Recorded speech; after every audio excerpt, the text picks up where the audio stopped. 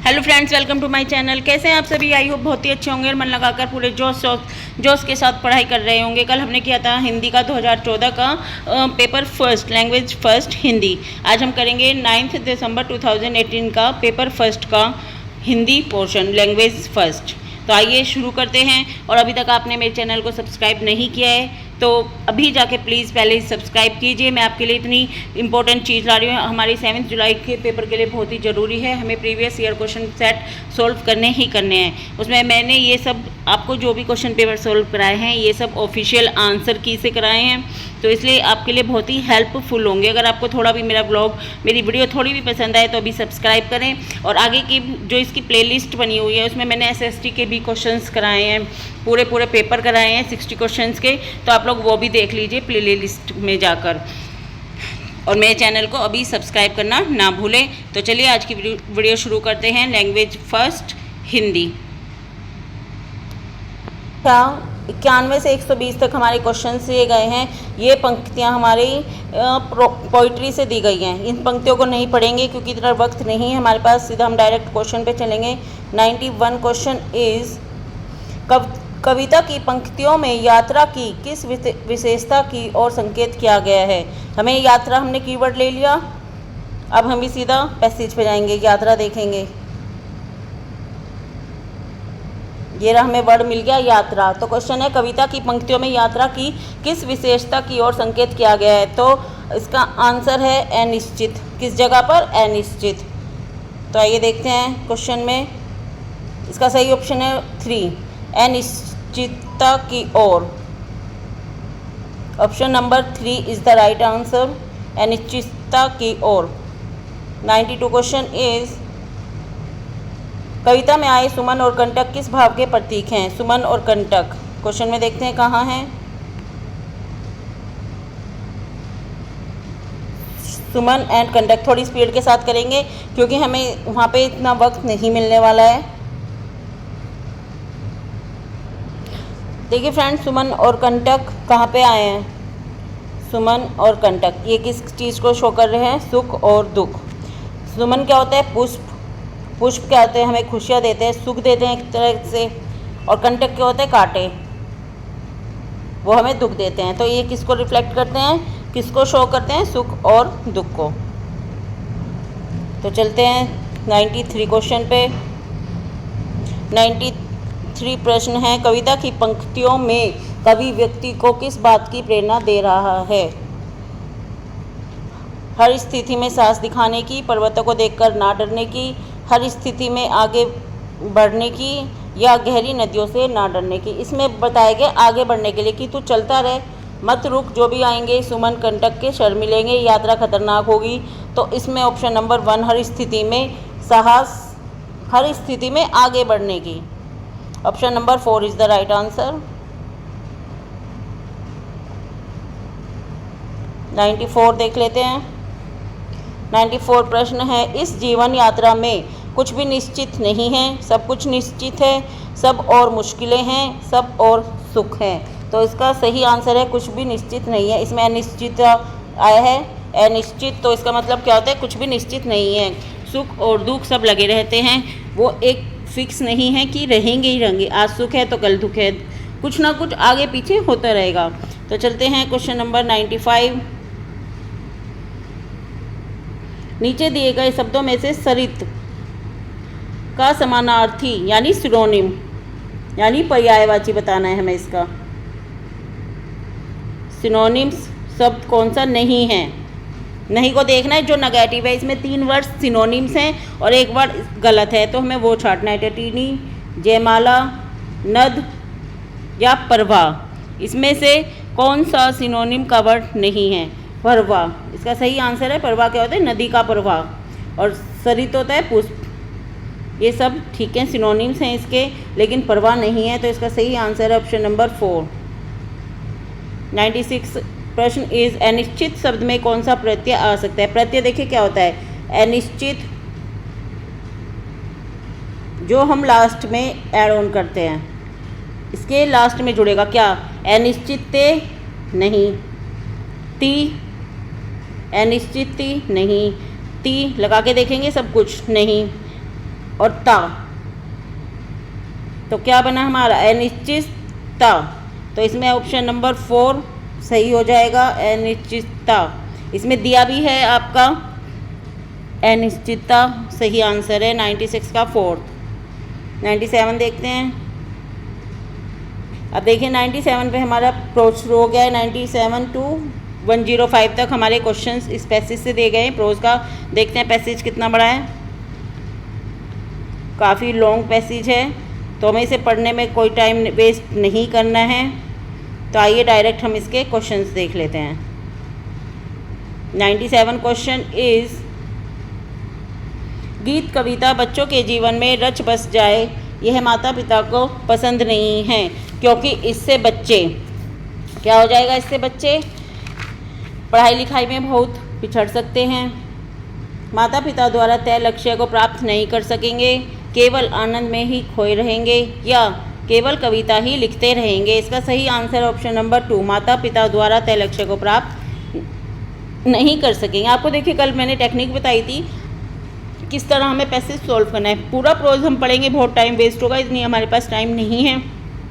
आपको जो भी लाइन मिले उसमें जो कीवर्ड दिख रहा है उसको मार्क कर लीजिए। माता पिता, जिस तरह यहाँ दिख रहा है माता पिता, अब इसमें देखिए पैसेज में माता पिता, ये देखिए माता पिता हमने देख लिया इसका। अब इसमें देखते हैं माता पिता कहाँ, ये रहा माता पिताओं। स्कूल समाज में थोड़ा सा पढ़ लीजिए, पूरा पढ़ने की ज़रूरत नहीं है। यह माता पिता को मंजूर नहीं, माता को लगता है ऐसा करते हुए वे रास्ते से भटक जाएंगे जिस राह पर वे उन्हें चलाना चाहता है। ये रहा आपका सही आंसर, ऑप्शन नंबर 1 97 का आंसर मिल गया है। चलिए 98 देखते हैं। गीत कविता स्कूलों को भी पसंद नहीं है, क्योंकि उन्हें लगता है कि स्कूली पढ़ाई लिखाई से इसका कोई संबंध नहीं है, या गीत कविता के इससे बच्चों का बहुत समय नष्ट होता है, इससे परीक्षा परिणाम देरी से आएंगे, या सीखना बहुत ही कठिन काम है, स्कूली पढ़ाई लिखाई से इसका कोई संबंध नहीं है। गीत और कविता हमारे कोकरिकुलम सर्कुलर एक्टिविटीज़ में आती है, लेकिन जो स्कूलों को भी पसंद नहीं है लेकिन करानी होती है। 99 इज़, गीत कविता के बारे में कौन सा कथन सही नहीं है। ये संस्कृति का अभिन्न हिस्सा है, ये जीवन शैली का स्वाभाविक हिस्सा हैं, ये भाषा सृजनात्मकता को पोषित करते हैं, समाज में इनकी व्यापक सहमति नहीं है। तो इसका सही आंसर क्या है, समाज में इनकी व्यापक सहमति नहीं है। लेकिन जो हमारा क्वेश्चन में अगर नेगेटिव वर्ड है तो आंसर में भी नेगेटिव ही होना चाहिए हमारा उत्तर, तो वो ही हमारा सही उत्तर होगा। प्रश्न संख्या 100, शिक्षा व्यवस्था गीत कविता को किस दृष्टि से देखती है, बाधक के रूप में, साधक के रूप में, सहयोगी के रूप में, या संपूरक के रूप में। तो इसका सही आंसर है ऑप्शन नंबर 1, बाधक के रूप में। गीत कविता को जो हमारी शिक्षा व्यवस्था है किस रूप में देखती है, बाधक के रूप में।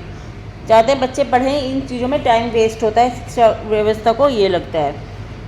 101 प्रश्न इज़, अनुच्छेद के आधार पर गीत कविता के बारे में कौन सा कथन सही नहीं है। स्कूल और परिवार इसकी महत्ता को समझ नहीं सकते, इनसे बच्चे अपनी राह से भटक जाएंगे, या ये बच्चों को शब्दों से खेलने का अवसर देते हैं, या बच्चे इनका भरपूर आनंद लेते हैं।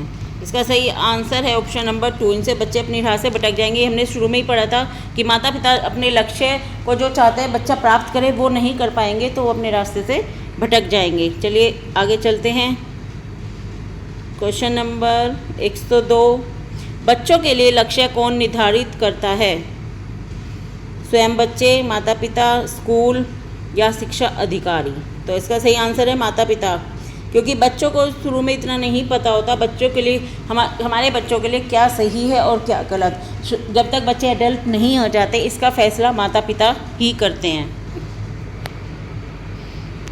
103 प्रश्न इज़, कविताएं सुनी सुनाई जाए में क्रिया है, अकर्मक, सकर्मक, प्रेरणार्थक, या द्विकर्मक।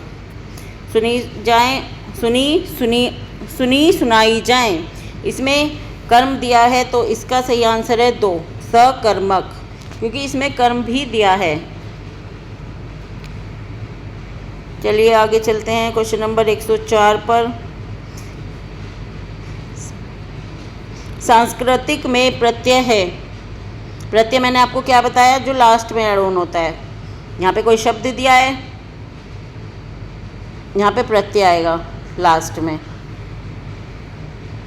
सांस्कृतिक में प्रत्यय है तिक, कृतिक, एक और क, यानी कि सांस्कृतिक संस्कृति हो गई। हमें जोड़ना है, इसमें तिक लगाइए। सही बैठ रहा है? नहीं।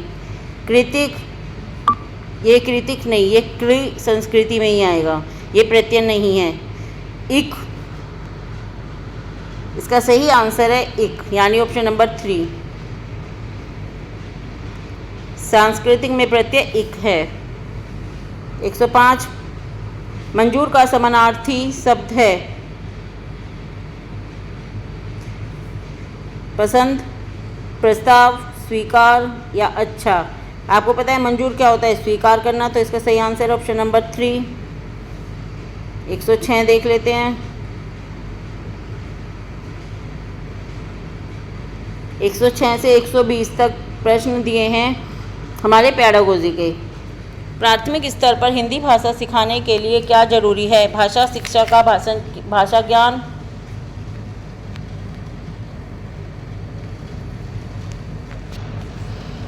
भाषा शिक्षा का भाषा ज्ञान, कक्षा में रंगीन पाठ्य पुस्तकें, कक्षा में प्रिंट समृद्ध परिवेश या कविता में लिखित आकलन। देखिए प्राथमिक स्तर तक यानी कि पीआरटी में, प्राइमरी क्लासेस में बच्चों को हम सिखाना है तो उसके लिए प्रिंट समृद्ध परिवेश, यानी जैसे छोटे बच्चों के लिए हम किताबें लेंगे, उनमें प्रिंट आउट छपे हुए हैं, बड़ी बड़ी फ़ोटो लगी हैं, उन्हें अच्छे कलरफुल में दिखाया गया है, तो उससे बच्चे जल्दी कैचिंग पावर अच्छी होगी, उनसे जल्दी चीज़ों को समझेंगे।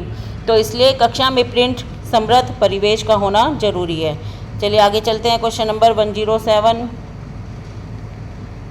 बच्चे बोलचाल की भाषा का अनुभव लेके विद्यालय आते हैं, इसका निहित अर्थ है कि बच्चों को बोलचाल की भाषा ना सिखाई जाए, बच्चों की बोलचाल की भाषा को सुधारा जाए, बच्चों के भाषाई अनुभवों का उचित प्रयोग किया जाए या बच्चों के भाषाई अनुभवों को कक्षा के बाहर रखा जाए। इसका सही आंसर है बच्चों के भाषाई अनुभवों का उचित प्रयोग किया जाए। Option number 3 is the right answer. 108 is भाषा सीखने और सिखाने में आप किसे सबसे अधिक महत्वपूर्ण मानते हैं? सीखना और सिखाना, लैंग्वेज एक्विजिशन और लर्निंग, संज्ञात्मक विकास, सामाजिक अंतःक्रिया, दृश्य सर्वे सामग्री या बाल साहित्य। इसका सही आंसर है सामाजिक अंतःक्रिया। बच्चे को सबसे ज़्यादा ज़रूरी है, इम्पोर्टेंट है कि वो समाज में रह के लैंग्वेज को सीखे, उसी तरह से वो ढल सके। ठीक है, 108 का सही आंसर है ऑप्शन नंबर 2 सामाजिक अंतःक्रिया। जो वाइगोत्स्की ने भी कहा है कि बच्चा समाज में रह के ही भाषा को सीख सकता है, वाइगोत्स्की ने भी यही कहा है।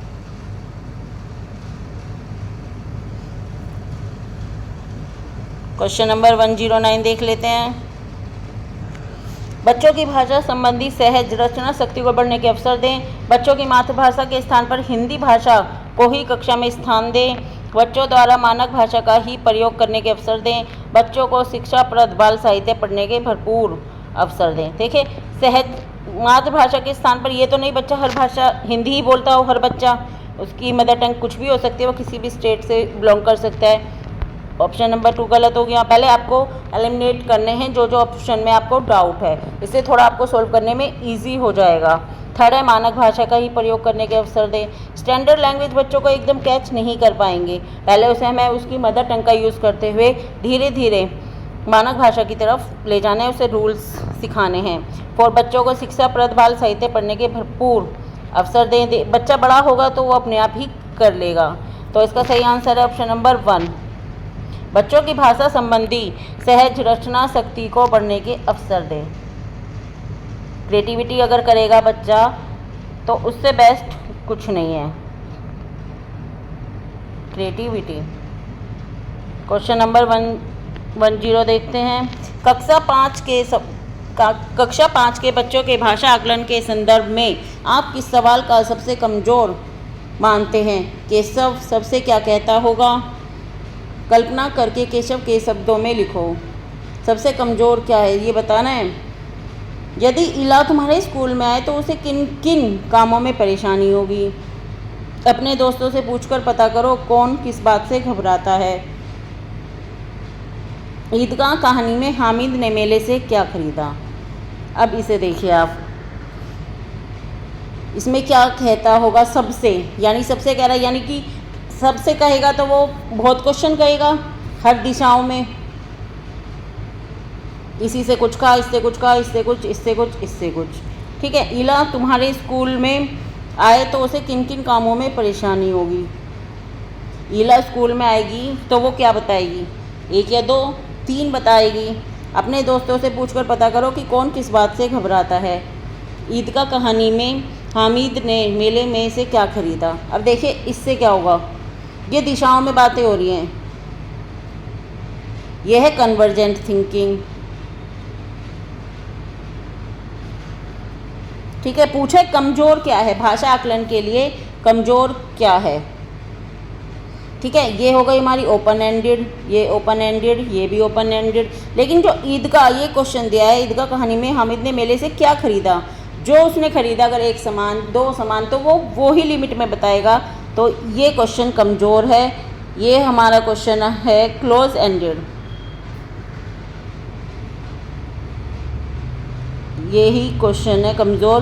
तो इसे क्या कहेंगे हम, क्लोज एंडेड क्वेश्चन भी आते हैं जो क्लोज एंडेड। एक सेकंड, ऑप्शन नंबर 4 ये क्या है आपका, क्लोज एंडेड क्वेश्चन, जो सिर्फ कुछ दिशाओं में ही सोचता है। इसमें इसको इंटेलिजेंस से जोड़ा गया है, जिसके साथ मिलके हम सोच पाएंगे, इसको इंटेलिजेंस से जोड़ा है। और इसको हिंदी में अभिसारी चिंतन भी कहते हैं, अभिसारी चिंतन। यह है आपका क्लोज एंडेड क्वेश्चन, अभिसारी चिंतन। क्योंकि समझिए क्वेश्चन को ज़रा, ये जो हमारा प्रश्न दिया है इसमें हम दिशाओं में सोच रहे हैं, कन्वर्जेंट थिंकिंग है जो हमारी क्रिएटिविटी से जुड़ी है। ओपन एंडेड होता है, उसे हमें हर दिशा में सोचना होता है, ओपन एंडेड। ठीक है, इसका सही आंसर ऑप्शन नंबर 4।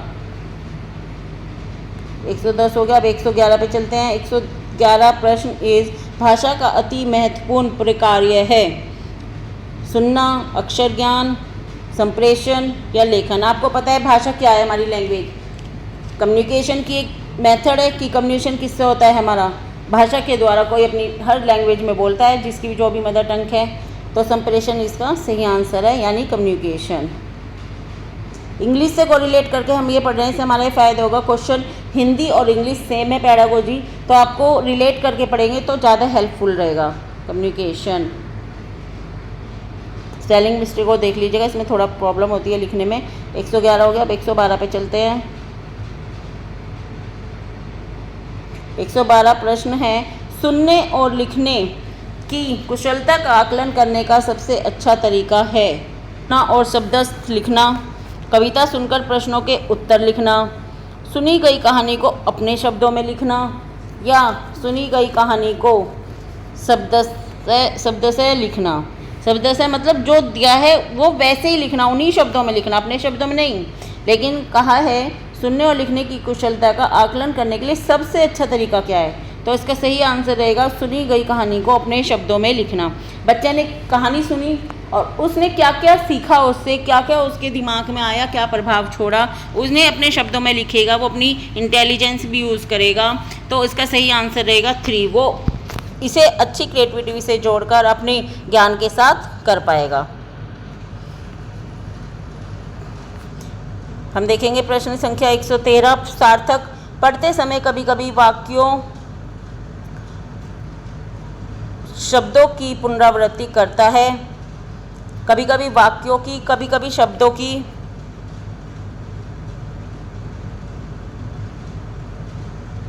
पुनरावृत्ति यानी कॉपी।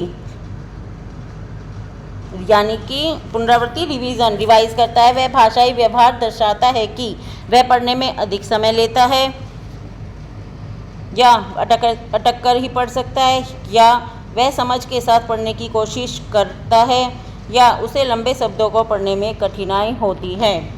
इसका सही आंसर है वह समझ के साथ पढ़ने की कोशिश करता है। एक वाक्य को पढ़ रहा है, उसे लगा कुछ डाउट है या समझ नहीं आया, तो वो उसको फिर से रिवाइज कर लेता है। तो इसका अर्थ है कि वह समझने के साथ पढ़ने की कोशिश करता है। चलिए प्रश्न संख्या देख लेते हैं 114। हिंदी भाषा में आकलन का उद्देश्य नहीं है। क्या हो रहा है?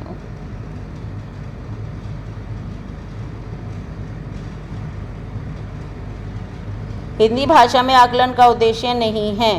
बच्चों की भाषा प्रगति को अभिभावकों और अन्य शिक्षकों को बताना,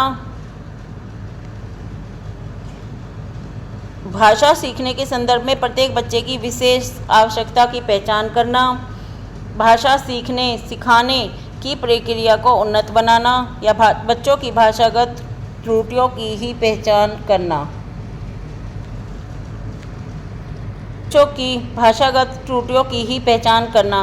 भाषा के असेसमेंट में हमें खाली यही उद्देश्य नहीं है कि हम भाषा की बच्चों की जो कमियां हैं, त्रुटियां हैं, उसकी ही पहचान करें। उसके अंतर्गत हमें उसे उसकी मदर टंग के साथ टारगेट लैंग्वेज को भी सिखाना है, उसकी हेल्पफुल होना चाहिए। चलिए प्रश्न संख्या 115 इज, आपके विचार से प्राथमिक स्तर पर उत्कृष्ट लेखन कार्य का उदाहरण है। उत्कृष्ट लेखन, छुट्टियां कैसे मनाई जाएं, या इस विषय पर अनुच्छेद लिखना। मेरे सपनों का भारत विषय पर अनुच्छेद लिखना। पाठ्य पुस्तक से इतर कठिन शब्दों का श्रुत लेखन। किसी आंखों देखी घटना का लिखित वर्णन करना। हमें उत्कृष्ट लेखन चाहिए, उसकी राइटिंग अच्छी करनी है। राइटिंग क्या है हमारी? LSRW 4 स्किल्स बताए गए हैं हमारे भाषा कौशल के, जिसमें लेखन का विशिष्ट रोल है। तो इस किससे अच्छा होगा? जो हमारी आंखों देखी घटना है उसका लिखित वर्णन। Option number 4 is the right answer. 116 देखते हैं। 116 प्रश्न इज, भाषा सीखने के संदर्भ में कौन सा कथन सही है?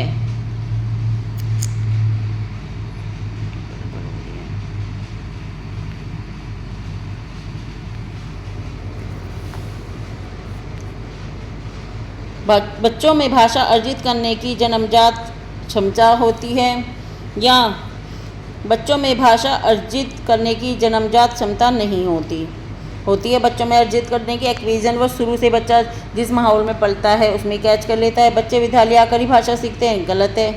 बच्चे विभिन्न संचार माध्यमों से ही भाषा सीखते हैं, ये भी गलत है। तो चलिए एलिमिनेशन देख लिया हमने, ये भी गलत है, ये भी रॉन्ग है हमारा। हमें पूछा है सही, नेगेटिव आंसर नहीं है हमारा। First question is the right answer. बच्चों में भाषा अर्जित करने की जन्मजात क्षमता होती है। बच्चा जिस माहौल में जहाँ पैदा होता है उसकी भाषा बच्चे के अंदर अपने आप अर्जन हो जाती है। 117 प्रश्न है हमारा। डिस्ग्राफिया से प्रभावित बच्चों को मुख्य रूप से कठिनाई होती है किस चीज़ में? डिस्ग्राफिया क्या है? ये इंग्लिश में भी काफ़ी आता है डिस्ग्राफिया। ये देखिए जहाँ भी ग्राफ आ गया आपका, ग्राफ वो लिखने से संबंधित है। ग्राफ क्या होता है? लिखने से संबंधित है, ये हमेशा ध्यान रखना आप। तो इसका सही आंसर है लिखने। डिस्ग्राफिया जो बीमारी है, डिस्ग्राफिया डिसेबिलिटीज़ लिखने से संबंधित है।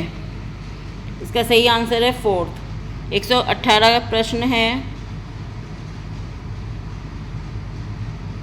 प्राथमिक स्तर की हिंदी भाषा की पाठ्य पुस्तक में आप किसे सर्वाधिक महत्वपूर्ण मानते हैं? बहुत प्रसिद्ध लेखकों की प्रसिद्ध रचनाएं, नैतिक मूल्यों वाली कहानी कविताएं, बहुतायत में दिए गए अभ्यास कार्य, या हिंदी भाषा को विविध रूप देने वाली रचनाएं?